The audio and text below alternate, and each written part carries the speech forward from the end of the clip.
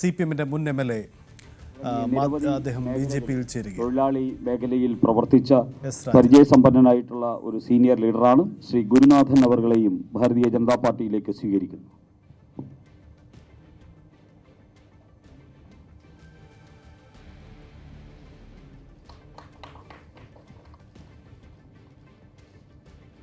അദ്ദേഹത്തോടൊപ്പം എത്തിയിട്ടുള്ള ശ്രീ സന്തോഷ്, അദ്ദേഹം CPM-ന്റെ പ്രവർത്തകനാണ്.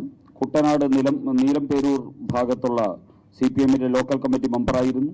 അതോടൊപ്പം തന്നെ KPMS-ന്റെ യുവജന വിഭാഗത്തിൻ്റെ സംസ്ഥാന പ്രസിഡന്റ്, KPMS-ന്റെ സജീവ പ്രവർത്തകനുമായിട്ടുള്ള ശ്രീ സന്തോഷിനെ സംസ്ഥാന അധ്യക്ഷൻ സ്വീകരിക്കുന്നു.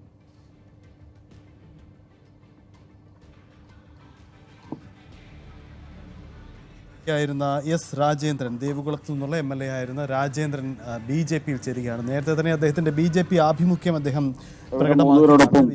അദ്ദേഹം ചേരുമെന്ന സൂചനയുണ്ടായിരുന്നു. പ്രഖ്യാപനം നടത്തിയതിനു ശേഷം ഇപ്പോൾ BJP സംസ്ഥാന കാര്യാലയത്തിൽ മാരാർജി ഭവനിൽ S. രാജേന്ദ്രനെ സ്വീകരിക്കുന്നു പാർട്ടി അധ്യക്ഷൻ രാജീവ് ചന്ദ്രശേഖർ. ദൃശ്യങ്ങൾ കണ്ടതാണ്. രാജീവ് ചന്ദ്രശേഖർ S. രാജേന്ദ്രനെ BJP-യിലേക്ക് സ്വീകരിച്ചിരുന്നു. അങ്ങനെ രാജേന്ദ്രൻ BJP-യുടെ ഭാഗമാകുന്നു. ഒരുപക്ഷെ നിയമസഭയിൽ സ്ഥാനാർത്ഥിയായാലും അത്ഭുതപ്പെടാനില്ല. രാജീവ് ചന്ദ്രശേഖർ അദ്ദേഹത്തിന് അംഗത്വം നൽകി. S. രാജേന്ദ്രൻ പുതുതായി അംഗത്വമെടുത്ത ശ്രീ S. രാജേന്ദ്രൻ അവർ നമ്മളോട് സംസാരിക്കുന്നു. എല്ലാവർക്കും വണക്കം. വളരെ കേൾക്കാവോ? ഇവിടെ പറഞ്ഞതുപോലെ വളരെ പ്രമുഖനൊന്നുമല്ല.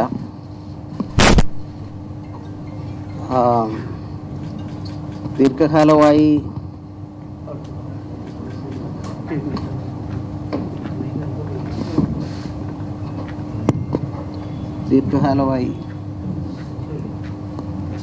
രാഷ്ട്രീയ രംഗത്തും പൊതുരംഗത്തും പ്രവർത്തിച്ചുകൊണ്ടിരിക്കുകയാണ്.